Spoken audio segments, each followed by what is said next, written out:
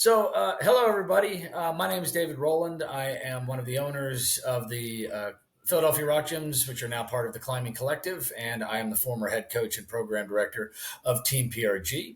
And we're here today to talk to one of TeamPRG's alumni athletes and one of the top U.S. male climbers right now, perhaps one of the top climbers in the world, Jesse Grupper.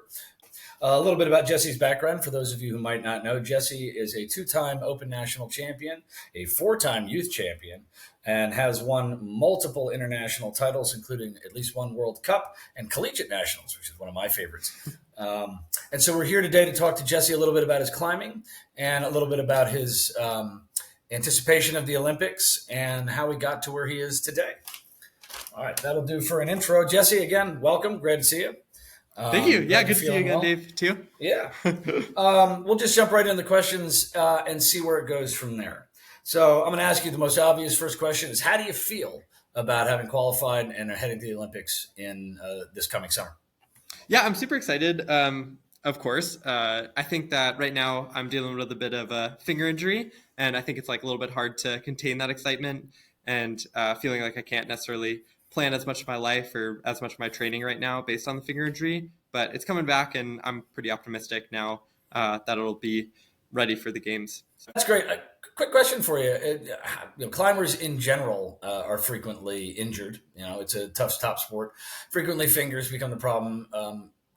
How have you had finger injuries before and how have you dealt with them? Yeah, this is my first finger injury, honestly. So I managed to have pretty stable fingers and not injuries that have like lasted a long time. I think part of that is like growing up climbing helps with just like tendon growth and all that good stuff. I think on top of that, I think I had good coaches and people who cared about that sort of thing and prioritizing like longevity over winning any specific competition. And I think that, if I had one recommendation for any coach, it would probably be to follow that path and not focus on like, the day-to-day or like the year-to-year even. Well, that's actually quite good advice. As one of your former coaches, I'm curious, why do you think you have had so few, particularly finger injuries at this high level? Yeah, I mean, I think in part, like, I didn't really do much finger training as a kid. So I feel like my tendons kind of naturally grew to respond to climbing. I think that more today, like I've been doing a lot of like repeaters and a really good like hangboard warm up. I think that as I'm getting to be an old man, like I feel like it's more and more important to like have that good warm up. But I feel like as a kid, like I think that not doing weighted hangs and not doing a ton of like fingerboard training was definitely a good way to like keep the fingers healthy. Good. And there's always people who are going to ask, so we might as well get the training questions out of the way. Really, right now, a lot of people in our area have heard of you, maybe even met you. You were a member of TeamPRG, but as you say, you're an old man, and we'll get to that. A lot of people don't know your background. They don't know where you started, how you began in the sport. So, can you give me a little bit of background on when you started, where you started, and sort of a rough idea of your pathway to get to where you are today?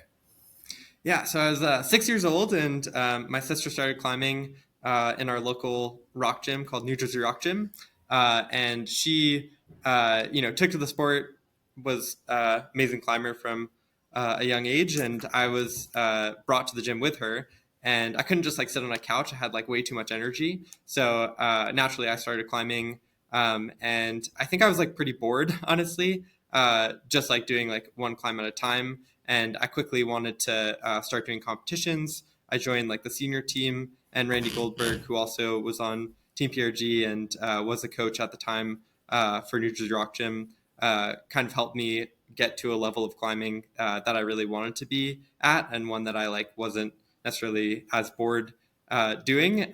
So I think she managed to kind of contain that excitement and make it focused on climbing specifically and training. When I was about 12, she had already left to go to PRG, and I still wanted to work with her. I had been doing outdoor trips with TeamPRG for a couple of years by that point, and I decided to start taking like private lessons with PRG, which was about like a 2-hour drive. She would be sending me workouts remotely where I would do them at New Jersey Rock Gym and then travel up to PRG to train with the rest of the team on certain days. So, and that's interesting. I didn't actually realize you started as young as 6. So, did you immediately want to do compets when you first started, or was that something you grew into? Yeah, I was like super oblivious, honestly. Like I think that it was just kind of like, oh, my friends are there. That's like, the only thing that really matters about competitions. And I don't think I really got like nervous until I was like 11 or 12 when like I started having like titles associated with like what I had done before, and kind of like getting into a more defensive mechanism and like worrying about like what other people were thinking about me a little bit more. I think like that obliviousness really helped me just enjoy competitions and enjoy like the environment. And I think that like moving away from that and hoping and expecting and training for more made me kind of have to reassess and create a new mentality towards the sport. And that's an interesting point to bring up. At what point did you feel like that pressure to perform became something that you were consciously aware of? Yeah, so the second year of UC, we had a boulder problem that was quite challenging coming off the deck. It was our first problem, and I didn't Was even this get close at to, sorry to or interrupt, was this it at was at nationals? nationals. Yeah, I was at nationals, and the previous 2 years I had like one in UT, and then the first year of UC. So I expected that like I would have an easy time like doing these boulders, and I think I had a lot of like ego coming into the competition because of that. And I think like overall it was very like self-directed expectations that I had for myself. Like it wasn't like my parents were like, you better win or else you're not getting dinner tonight or something like that. But I like definitely yeah, just wanted it for myself. And I think that sometimes like the more you want something, the less it's like achievable. Yeah, it definitely invades your psyche, and that's an interesting point you bring up. Why do you think you individually had that drive? I think probably a big piece of it was probably coming from trying to impress my sister. As I said before, she like started climbing when I was younger, and I think I like really wanted to prove to her that I was like in the same league as her. I wouldn't her into it too much, but I think that I just wanted her to notice me, and I think that I guess like the competitions, of course, um, made me feel like that was true. I think in talking to her in recent years, she was like, "I don't care what you were doing. I just didn't want you to talk to my friends." Yeah, that's probably a good reason. Older siblings frequently have that. All right, so we've talked about the fact that you got into competition, for the friendships and for the camaraderie, which is what a lot of people do, especially as young kids. So you had mentioned that you started out with Randy Goldberg, who was your first coach, and that she has worked with you, if I'm not mistaken, for most of your career, including you still do work with her. Is that correct?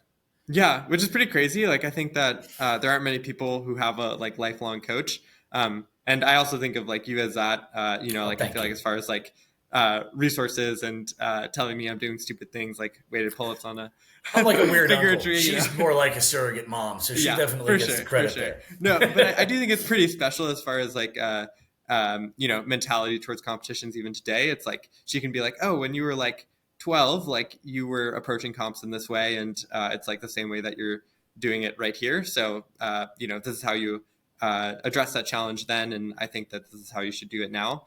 So I think it's like a really special bond that we have there, and I think it's great to like have someone who also knows like the level and intensity that I've been at for years and can kind of like address my training and cater it to be at the right level at that time.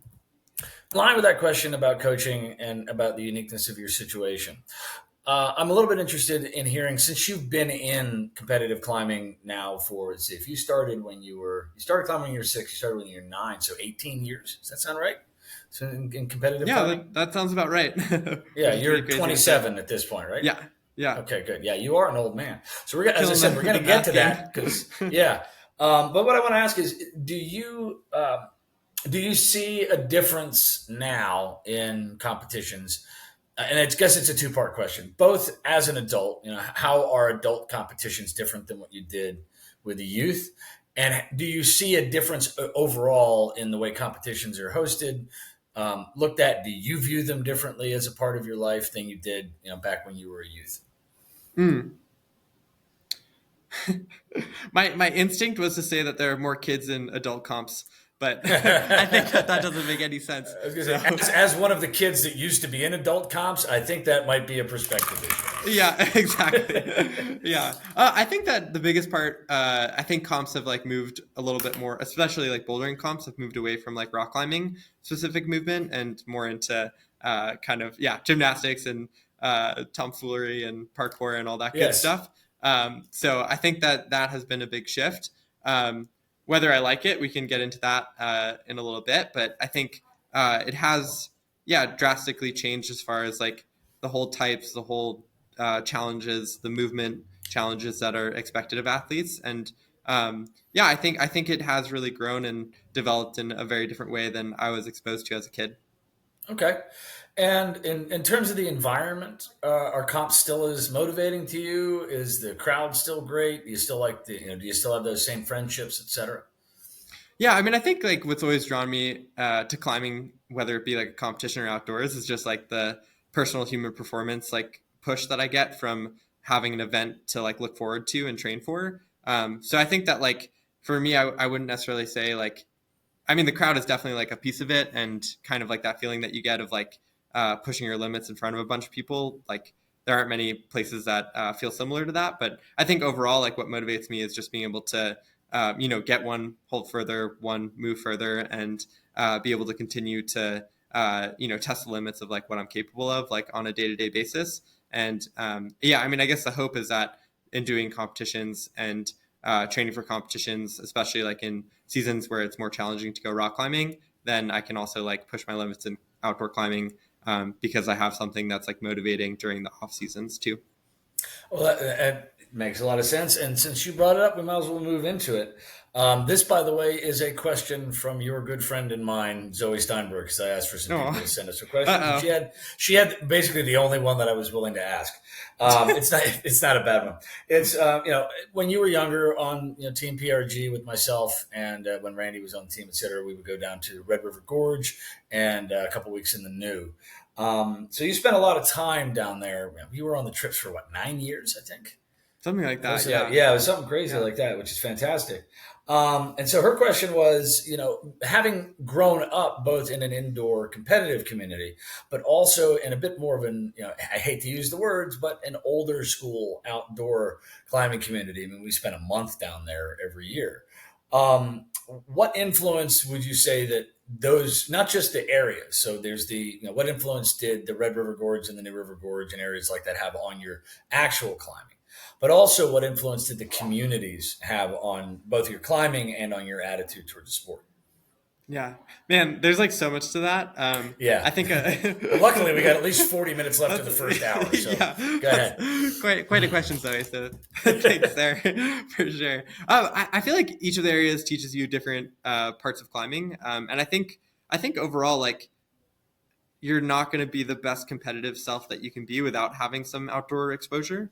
And I think like you know the impact that the New River Gorge, for instance, had on me and like that community was crazy to think about. Like I think that it was easy to get like wrapped into like grades and having like specific objectives and talking to your friends about like, oh, I did X, Y, or Z. And I think the parts of climbing that really became important to me weren't necessarily like those things as much as, and of course they were important, but I would say like talking about movement, talking about like challenges, talking about like, okay, like you tried this climb and I tried this climb and like we both got shut down, but we're gonna like figure out like this beta together, and figure out how to get a little bit further. Like I think that only places that are like so sandbagged like the New in certain spots can you really like learn lessons like that.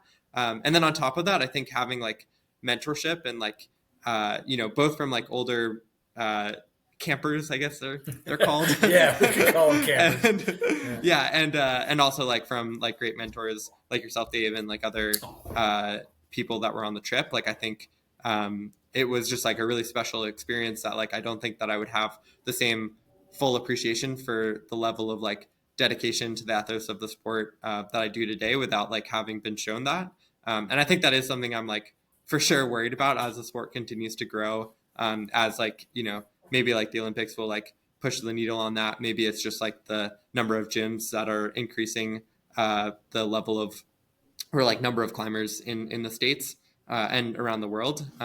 So I guess like having that care for like the environment and like other people, and like, not being too loud or like leaving trash in certain places, and like common things that you would expect people to know that they just end up not knowing, or like things that like lead to crag closures, I think is something that I was like shown as a kid. And I think that I hope that as the sport continues to grow, we are able to have more people that can step up and mentor the next generation of climbers to do the same. That would be great. Well, let's get back to you, and then we can talk more about the general too, because I actually want to hear some of your opinions. But to tie it all up in this first part of what we're talking about, what currently, I mean, obviously the Olympics are coming. It's a big, important event for you. You're focused on that now. But beyond the Olympics, what are you most passionate about? And actually, I'll back it up. You did point out that you're an old man, and it's pretty impressive, in a sport like ours, to be making the Olympics at your age. I know a lot of climbers would poo-poo that, but when you look at other sports, 27 is middle age, shall we say, for many male competitors. Doesn't mean you don't have another decade or more in you, but it does mean that, when you're 70, it's unlikely that you're going to make the Olympics, although I hope you do. And when I'm at that point 120, I'll hobble by and watch. But beyond the Olympics, what are you most passionate about? Once the Olympic goes off, hopefully you do great. We're all expecting you to come back with 5 gold medals, even in sports you're not entered in. But beyond that, what do you think the next big project is for you? Things you're going to keep you going, because even if you do well, you got 4 more years. Yeah, I would say to start, like I think that like my competition career won't be over like after the Olympics. I'm excited to continue to do more like World Cups and like national series comps as well. That sounds like a lot of fun, and I think that I'm continuing to learn and like grow by doing comps like that. But then, of course, like I've been itching for the last like 2 years to do more dedicated like rock trips, and specifically like I think like in rope climbing, like I think I haven't really had a project for more than like 5 days since like college, which was like 5 years ago. So talk about being an old man. Yeah. So yeah, like I'm quite excited to push my limits, both like in bouldering, doing some hard stuff, and also in ropes. I have a couple of like lines that I've definitely been eyeing up and like thinking about for a while, whether I've like tried them before or if they're like new on the list. And then like beyond climbing, like I think I'm quite excited to see how I can like sort of like leave some of the ethos that I was like taught in the sport with others, whether that be like climate change advocacy, like through like Protect Our Winters, or through like mentorship programs that are creating like access to the sport for people to access it like safely and like in a way that is like responsible. So yeah, I'm hoping to be able to push the needle there, but I don't know, lots of goals for now. I also like still am working like a part-time engineering job, and I think that like having additional like problem solving esque challenges to face like off the wall is definitely helpful, especially when I'm like injured and not able to spend as much time like in a gym. And I'm going to get back to a couple of those, but I know at least the old folks that might watch this are going to ask. You mentioned that you have a couple of longer term projects that you're eyeing up. Are you willing to tell us what they are?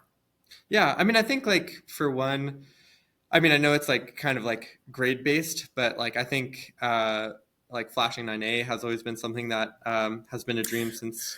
Can you translate that into the crazy YDS system for us? Yeah, like 14D would be something that I'm excited to try. I think that like there are a couple of lines that exist in the world that I'm looking forward to attempting. I won't get into like the names too much there. I would say like I had like last summer I was trying like Insomniac, which is like a V16 in Colorado, which I'd be excited to go back to.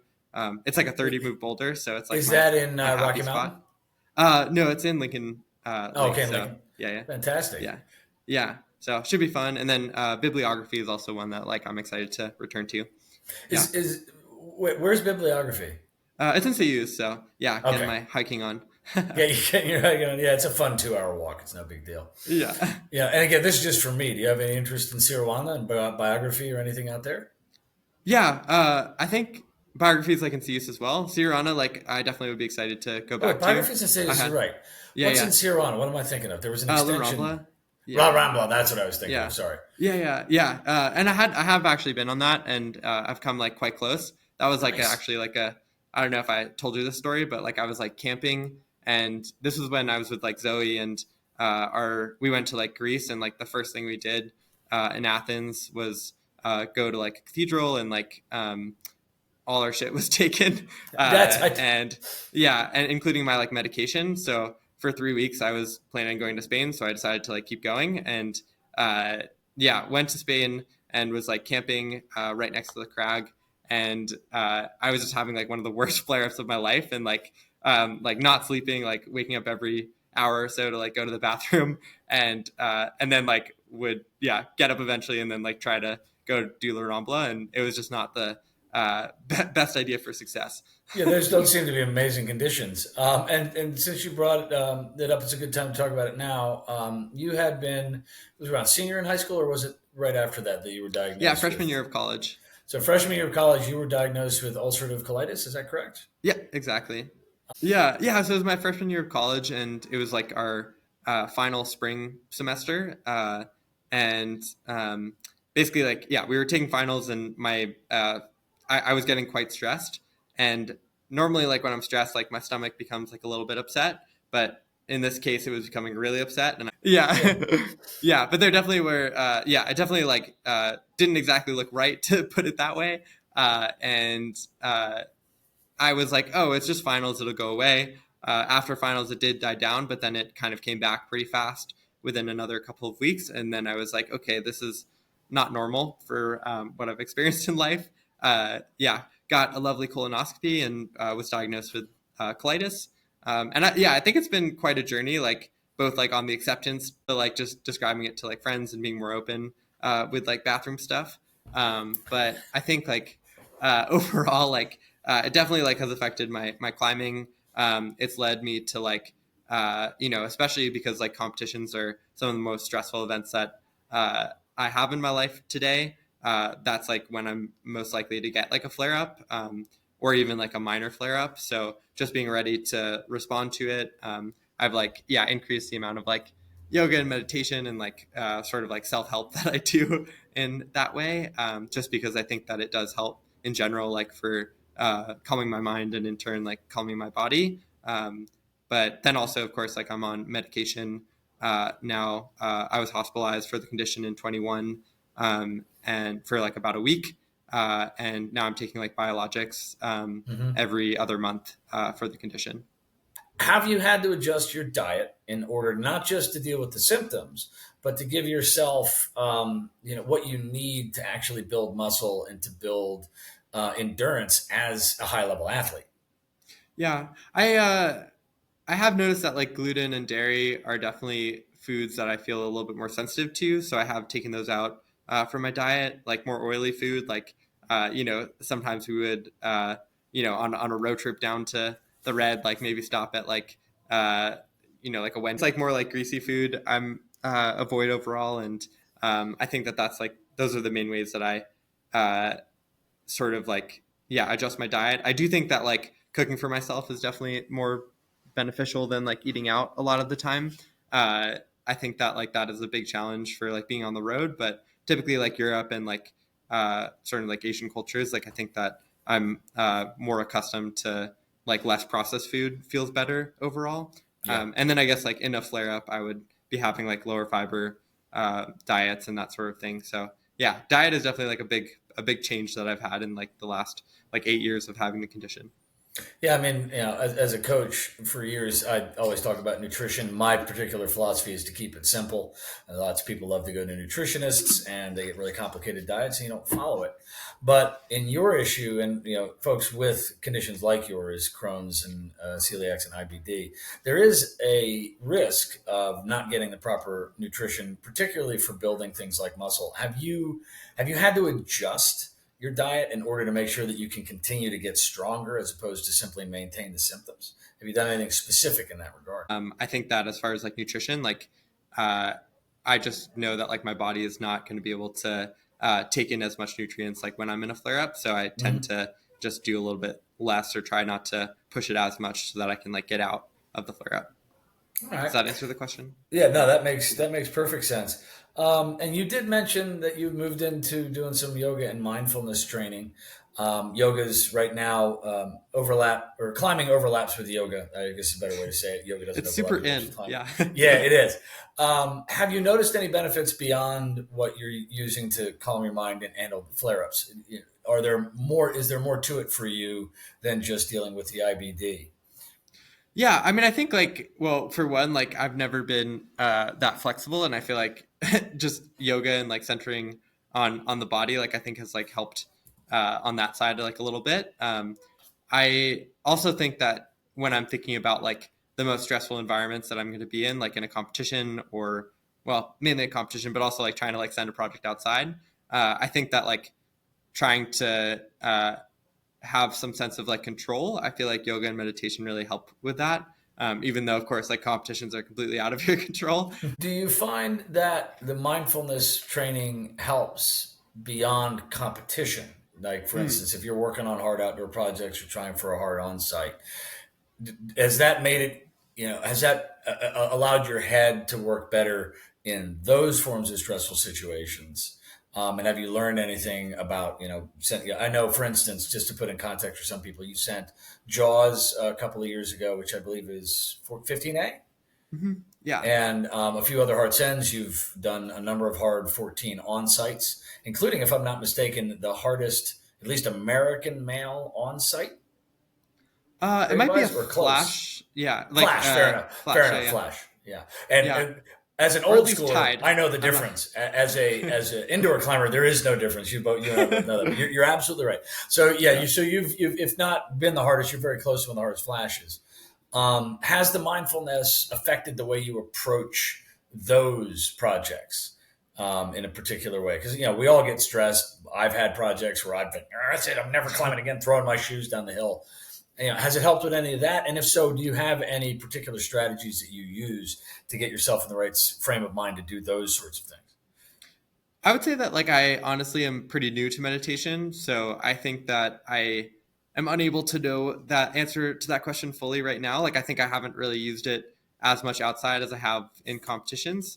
I will say that like approaching competitions so far, like I think that it's been quite helpful to kind of like a mantra, um, whether that just be saying like ready to yourself or like something like that sounds kind of silly to say out loud, but can be quite Rituals. useful. Yeah, rituals, exactly. I think that on top of that, like just having like a routine that I'm like knowing that my body is like ready to tackle the challenges of the day is like quite nice. So like waking up and doing like some yoga, I think is also centering and like pretty nice. But as far as like on the wall, like I think that a part of the sport that I just really enjoy is like being in uncomfortable situations and having to react to them. And I think that like whether that be like yoga, getting all like twisted and turned with your body, and then like having to just like stay in that position for a while. I think it just like is like helpful for um, training your brain to like respond to being uncomfortable. And I think that's something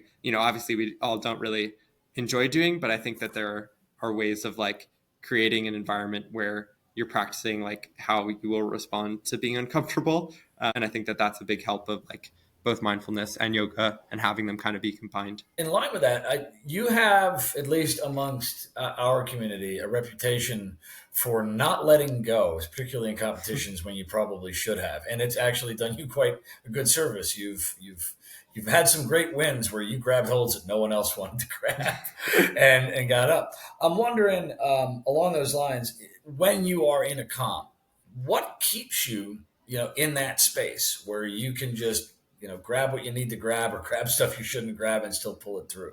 Because that's one of your defining traits when we watch you as a competitor. Yeah, I would say like I'll respond with a story. Oh, I great. remember trying dial 911, and Jeff was belaying me. Jeff Jenkins was also like a mentor of mine, and still is. He hasn't gone anywhere, of course. No, And no, he really hasn't. He's still in exactly the so same place yeah, he was. exactly.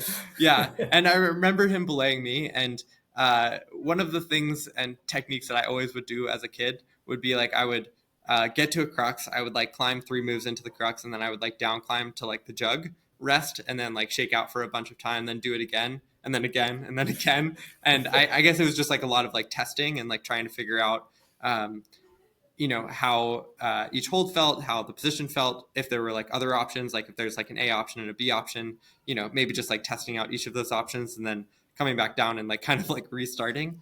So I was on dial and I like did this with like the first crux, but of course dial is a 13A in like the new, and I think that there are probably like 3 or 4 cruxes, and on each crux I would like try the moves, come back down, and do this sort of cycle. I got through like the first one and it probably was like already like 20 or 30 minutes. And then I repeated the same process each time. But with each like time I got through a new crux or hard move, I felt the increased pressure both from myself to like get through the rest of the climb, and also from Jeff, who like, wasn't exactly like grunting or anything, but just like having that stoic look that he always has while he's playing or doing anything, where I could tell like he was like invested in it, but also was like, why is this kid like taking so long? I was probably like 14 or 15. And anyway, I like eventually like do the route and successfully like onsite it. And I like come down.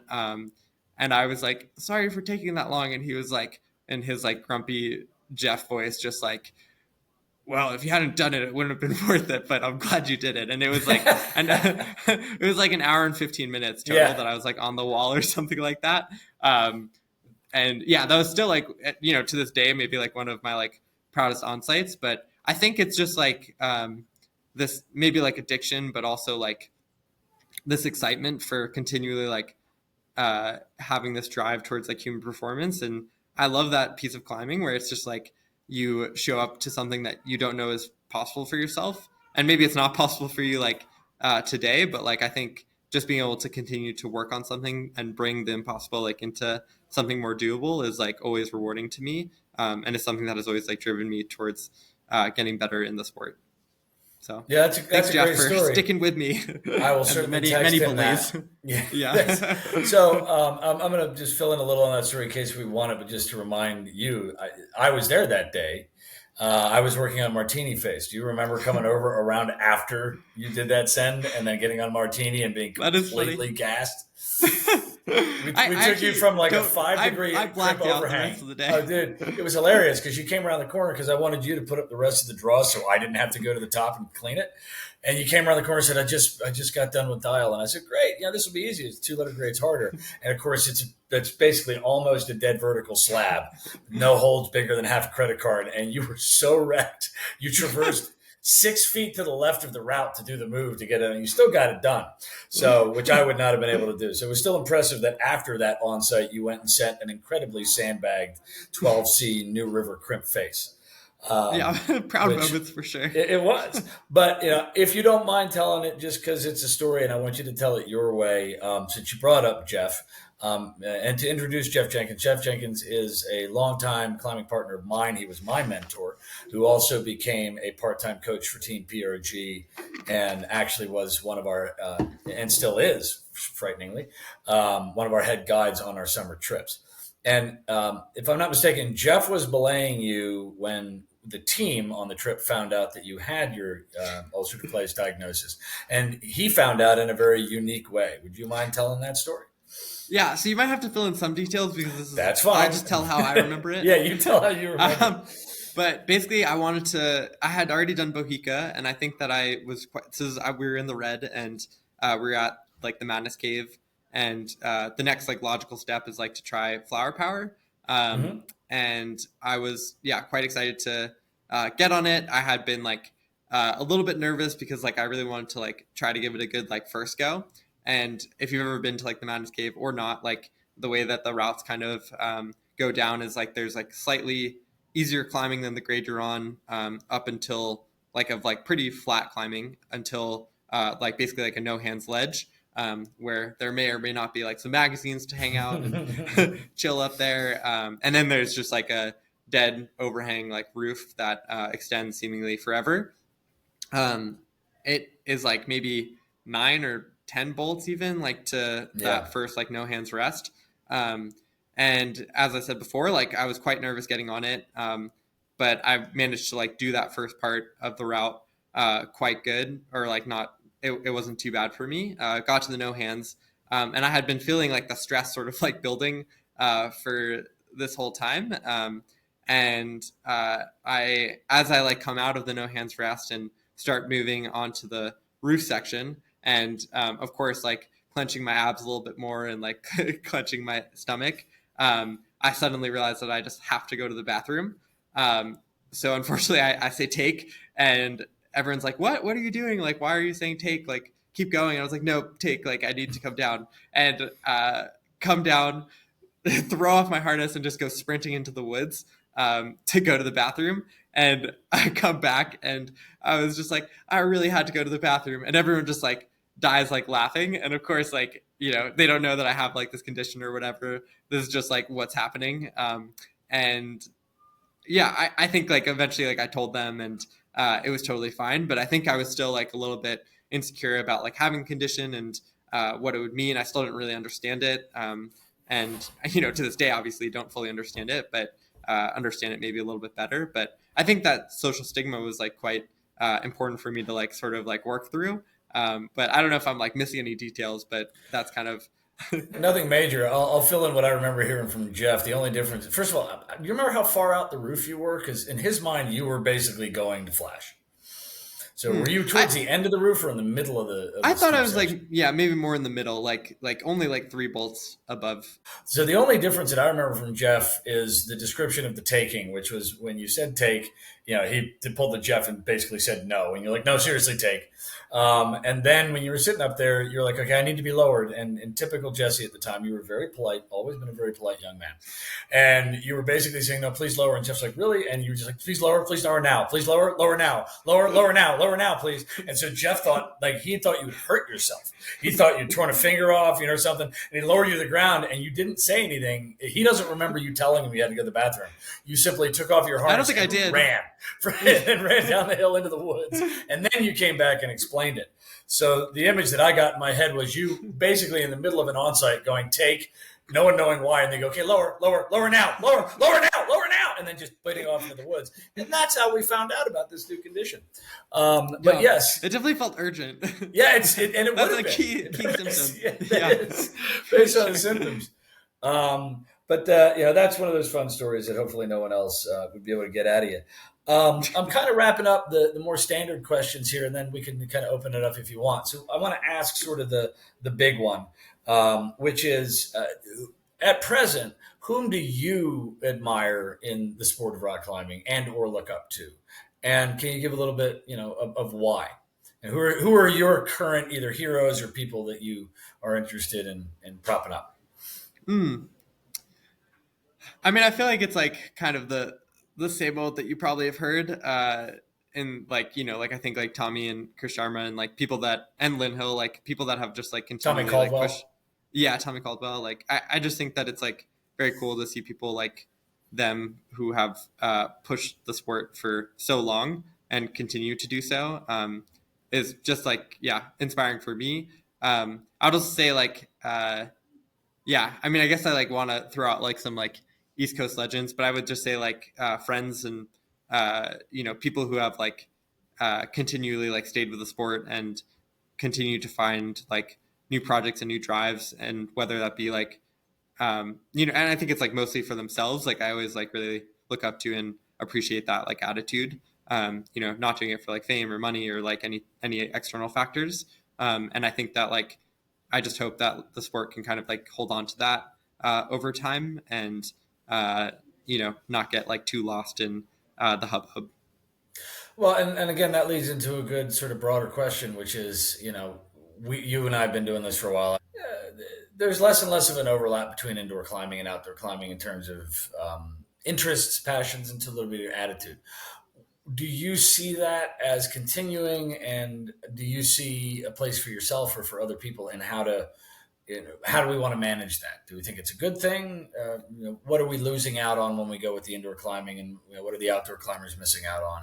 Broad strokes. What do you think? Yeah, I mean, I think indoor climbing has definitely pushed the capabilities of climbers to like push like the limits of what they're capable of in general. Like I think that like without the gyms to like go training when it's like raining or snowing, like I think that we wouldn't be able to be as good as we are. I think that there is more of a divide between the two. I think the biggest thing that I'm like afraid of is just that people who have just been climbing in a gym think that they know what they're doing when they're outside, or like treat outdoor climbing the same as like what a gym would feel like. And I think that I just would hope that like mentorship opportunities and people who like know what they're doing continue to like step up and provide like that ethos for the sport, so that we can like keep it going and keep it lasting and not have areas closed and rock be destroyed by people climbing on wet holds or pooping underneath boulders. So that's a Both hope. incidents I'm familiar with lately. Yeah. So, and again, we'll go back to your as I say, 27 is not old in anyone else's mind except as an athlete. But as you say, you are reaching middle age. Uh, Other than the mindfulness and the yoga, obviously you appear to be very naturally passionate about the sport. Do you have down times? Are there times when you want to take your shoes and set them on fire, or are you always psyched? I think that's honestly one of my greatest talents as a climber. Like, I don't think I'm a talented climber, but I think as No, far as like obviously not. I mean, we've been saying the behind your back that you've sucked for years. yeah, exactly. I've been saying the same. Yeah. But what I mean by that is just like I think that I think I owe a lot of like where I'm at in the sport to like the work that I put in, and I don't think that I like started out like a lot of other kids. I think started out being more like naturally gifted in the sport. Like I think of like Saul often. Solomon Barth is like another PRGer. Like I always thought of him as like very intuitive to climbing and understanding like movement and kind of having this ability to like read climbs like so fast. And I think I was quite envious of that ability, but I also think that like uh, whatever talent like others possessed, I always like wanted to like make up for it with like work ethic and all that good stuff. So I What I'm getting at is, have you had those down periods? Have you ever had those moments, whether it's a day or not, where I don't want to climb? And if so, how do you get through them? And if not, what do you credit with being one of the rare people that is never not excited to rock climb? I guess, of course, it like ebbs and flows. I think that I do have a lot of excitement towards the sport pretty consistently, and I think that is like an innate ability that I do think has gotten me quite far. That said, like I think there have definitely been times where I've changed like the commitment level. So maybe it's like I'm not trying to go to the Olympics right now. Like my goal is just to like climb outside more or like go to this specific project, and that requires maybe less training. So like for instance, after college, like fully committed to like the climbing route, but then a year later, I was like, actually, like I kind of want to like work for a bit, and then like do climbing on the side. And I think that like being able to have that flexibility and like ability to question like my full commitment is useful in like keeping that psych high and like knowing that it's okay if I'm like not 100% every day that I like come into the gym, but as long as I'm get excited about something, whether that be like a new slab climb or like this outdoor project or just like being goofy with like the way that I'm doing a move like 7 different times, I think is like all really important. Like I think like if I can credit anything to like PRG, I think like adding in like that playfulness idea as a kid was super important and something that I still like try to emulate in like my life today. So whether that be like doing like egg challenges or like I don't know, like tie dyeing on rest days, like I think like we had some really fun rest days, and then like I think it makes the climbing you're in like that enjoyment mindset and like that playful mindset, and I think like if all your rest day is just like I'm working today, I'm like you know cooking food, I'm chilling, like I just feel like there's like it's important to make sure to keep up like the play as much as you can in climbing. Pardon me. How do you do that? I think it's kind of back a couple steps to like what I was saying before, like as far as like I think there are a lot of different ways to play. One is definitely like just like okay, I did a move like this way, but I'm like climbing with my buddy Jim, who like Jim's not a real person, who just like Thanks for tried, clarifying. yeah, who just did this move in like a totally different way. And why don't I like try to be more like Jim for today? I feel like that's like a playful mindset that I like get into. Maybe I see like a new movement at a gym, and I like really want to like try to understand how to do it. So it's not necessarily that the goal is to like do the move, but it's just to get a little bit closer to understanding it and figuring out ways that I would approach it in the future. And then on top of that, I think like having like friends and people to like lean on is of course one of the best ways to keep up like that enjoyment towards the sport. That's great.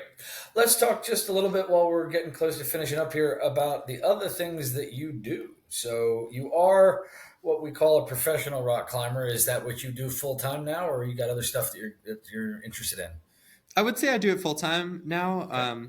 especially like in the lead up to the games. I am also working part time in a biodesign lab out of Boston, and they excuse me. It's okay. uh, I am working part time in a biodesign lab, which is out of Boston. That primarily works on assistive devices for post stroke patients, but also healthy individuals as well.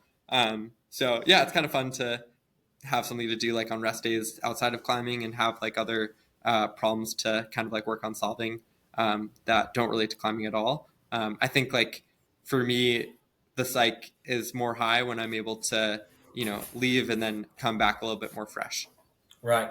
A little bit on what you're doing with that design. What are these devices that you guys are working on? Yeah, right now I'm primarily working. I've worked on like a number of devices, but right now I'm primarily working on a assistive device for healthy individuals. It's basically like we focus on like soft robotics, so inflatable stuff that can mesh well with like the human body. And my project's called like the industrial shoulder. So for workers that are maybe like doing a lot of drilling overhead or doing other work that would happen above their body, this device is like has like sensory detection such that when like they lift their arm, there's additional assistance. The balloon kind of like inflates underneath their armpit and Wow. helps them not have overuse injuries from work that would otherwise potentially lead to harm to their bodies. That's very cool. Is what's your degree in? You've got one of those fabulous bachelor's degrees that I have. What was Lovely. yours in? Yeah, I Yeah, I know. did mechanical engineering. Oh, Yeah. okay. Yeah. Fantastic. And was that something that I mean, hopefully you'll have a long and illustrious climbing career, but there may come a point where you have to join the rest of us and work for a living. Is that something you're interested in doing, long term, or are you still sort of feeling things out? Definitely feeling things out, but I think I don't see myself being a professional climber in the sense that I'm like competing forever. I think there might be other avenues that I'm excited to explore within the sport on the professional side, but for now, like I'm yeah, definitely excited to return, whether that be like more part-time work or moving into like full-time, and hopefully like combining kind of like engineering with climbing in the future, thinking about like performance devices or the future of like the sport in general. That's really cool. All right, one last question for the old timers. Routes that you have sent. Can you give Well, me one or two um, proudest sends, most memorable sends? They don't even have to be the ones you like the most. The best stories around something that you've done outside. yeah, I would say Dial was like quite cool. Like I feel like that one's still one that I like really have imprinted in my mind. Um, uh, Flashing like pure imagination was like quite exciting. I feel Can you like tell me a that's little bit about Pure Imagination, where it was and when you got it? yeah. This was like last November. It's in the Red Oh, River that's right. Gorge. Yeah, it's like a iconic J Star line or Jonathan Seacrest line where yeah, I've like been watching videos of people doing it since I was like a kid, and I feel like it's always been on the list to do. So yeah, it was pretty special to like have like a good crew out there and yeah, help with like the beta and yeah, people like cheering me on to get to the top of that one. The like hold was actually there's like a not jug rest, but like the main big rest before you do the last like three boulders at the top was actually like glued that day. Like someone had like just gone up like 30 minutes before I went on to like glue this hold. And it was like wet and sandy, and I like yeah I thought I was gonna like slip off of it at any moment, so I like couldn't even like really rest on it at all. I really tried, and I think that that really added like some spice to the whole situation. It almost felt like the extreme end of like no techs on an outdoor route. That's fun. Yeah. Any others that stand out? Um, I think, I mean, yeah, there are definitely a ton. I feel like for some reason the force, like in the red, was also like quite an exciting one. I feel like it was one of my first like So 13 just Ps. again for our watchers, the Force was at Dark Side, Yeah. and was that a flash or a red point? No, no. Yeah, like I think it was one of my first 13 Bs. It was one of like the hardest ones that I had done up to that point, and it always just like felt super hard from the beginning. And I feel like uh, it felt like not my style by any means, but yeah, it felt really like rewarding to get that one done. Oh, that's Um, good. That was a yeah, while ago, there though. That was what, you were I was. 15 or 14 when you did Uh, that? yeah, I guess I'm thinking like yeah, probably like 14. Yeah, it was somewhere Um, in that range. yeah, silly stories though, man. Well, yeah. What was that? What was that crack called that we did? Rebar? uh, no, sorry, the one where Zoe fell in a hole, belaying you. Oh, God. I Because think that was Crack Attack. crack attack, yeah, that's not one of Yeah, my proudest ones, but definitely a memorable it one. is a memorable one. Yeah, I'll give the I brief one did just in case we use it. Crack Attack was a 5'9", and you were 13? probably, yeah, Yeah, because I think it was yeah, before that. And yeah, Zoe almost pulled me off the route when I tried to lead the route on two little gear because I thought Jeff had actually not removed any of the cracks. So, and then what I remember most about that story is when we were teaching you, the two of you guys had a crack climb, is that when we taught you how to put on tape gloves, which for those of you who are gym climbers, tape gloves are what you use so you don't rip all the skin off the back of your hand when you try to do a hand crack climb. And I taught, and Jeff taught you and Zoe both how to do it. You both came to do the problem after Zoe hung on my harness for 10 minutes while I was trying to send the route. And when you got done, we have a picture of Zoe holding up her crack gloves, and they're covered in mud and filth because she was learning how to jam. Yours were dead white because rather than do any hand jams on the entire 60-foot crack, you laid the whole thing back, which I've tried it. I would probably think it's somewhere between 11A and 11D instead of 5'9". And so I have this great picture of her holding up her hands like she just stuck them up the rear end of a pig, and you smiling with bald white because you didn't do a single jam on the entire hand crack. And just walked it all up and laid it all back. It was hilarious. You know who else never, ever hand jammed? You've now learned how, but Emily Ziffer oh still to really? this day refuses to do a hand jam. She will not do one, even on top rope. I put her on a 30-foot 5'6". She just laid it all back. She won't put her hands in the crack. It's hilarious. It's funny, like it really comes in clutch. I feel like for some comps, even like where Sure. there's just like a rest that half the field just like doesn't do, and then the other half is like laying it back, and like it's so chill. It So is, yeah, it's like quite funny. it is funny to see a little parkour light to a hand jam rest, and nobody, everyone's just doing parkour, so they don't think about the hand jams. It's Yeah, always struck me as confusing. So yeah, it would be kind of helpful if you could explain, especially now that there's been such a divergence. What do you see as the differences in competitive climbing stylistically versus what gyms used to be, and then what the outdoors is, and how those two overlap or don't? yeah, probably the average age is the biggest difference. Yeah, what do you think the No, average age is? I'm curious. no, You're right. I'm curious what you think it is. no. Yeah, probably like average age of like 20 for comp style movement. No, that might Yeah. even be kind of old. But like seeing like in a gym versus like outdoors, like I feel like it's probably at least 30, if not more. Yeah, I think the biggest difference between outdoor and indoor right now are one, I would say the movement style. So there is like a lot more like parkour style moves, a lot more jumps indoors than outdoors.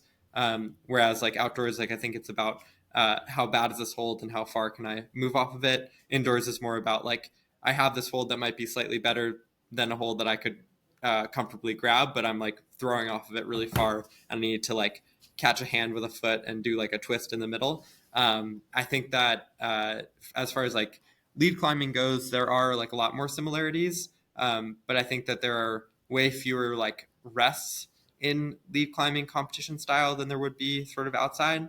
Like indoors in a competition, there's maybe at most like one shake that you can do in the whole route, and maybe like a couple like quick shakes. Of course, like higher end lead climbing, that does kind of like have a lot of similarities, but I think that it is a lot more like power endurance based for lead climbing these comps today, whereas like outdoors I think is more endurance based overall. Does that So, kind of answer the question? and there's a great answer. What I do find curious you brought up is that competitive route climbing is not as different from what you would have seen 20 years ago or what you see in the outdoors as competitive bouldering is. There seems to be a much wider divergence between what they're setting for boulders at comps and what they do outside and what they do for route comps indoors versus outside. Do you have any perspective as to why that is and whether or not you think it's a good thing, or what the challenges are related to that?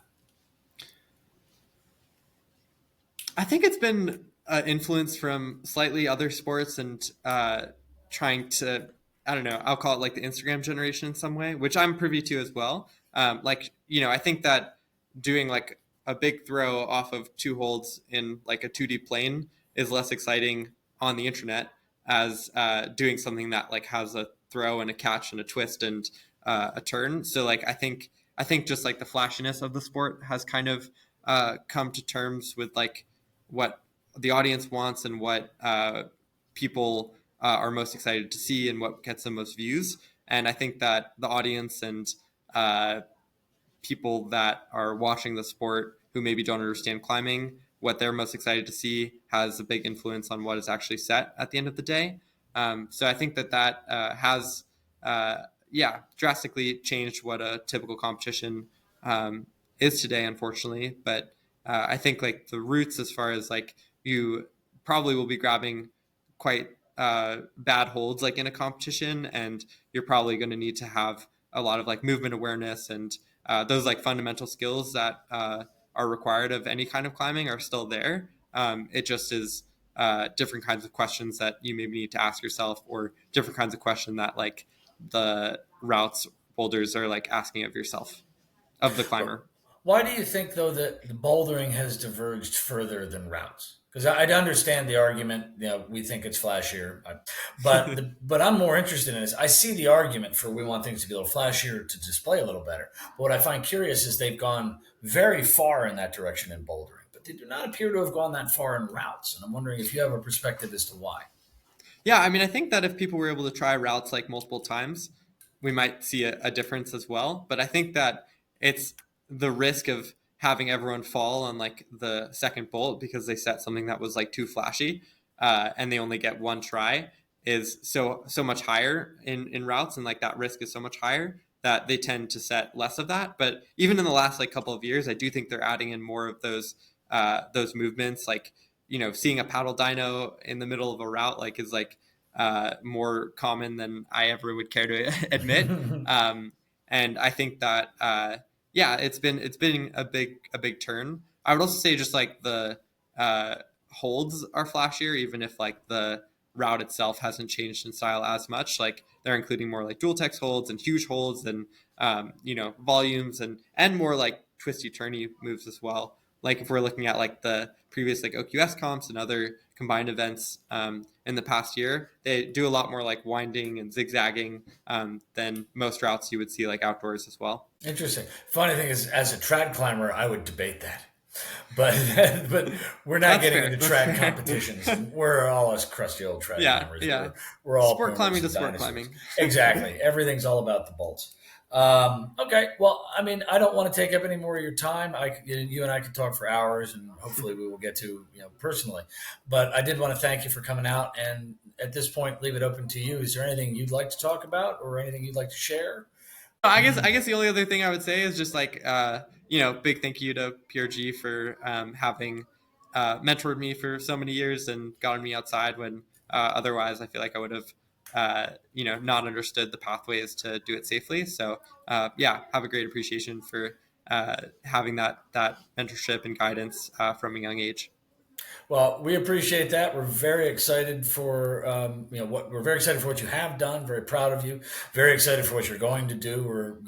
We'll all be watching in July, and hopefully you can hear us cheer all the way across the pond.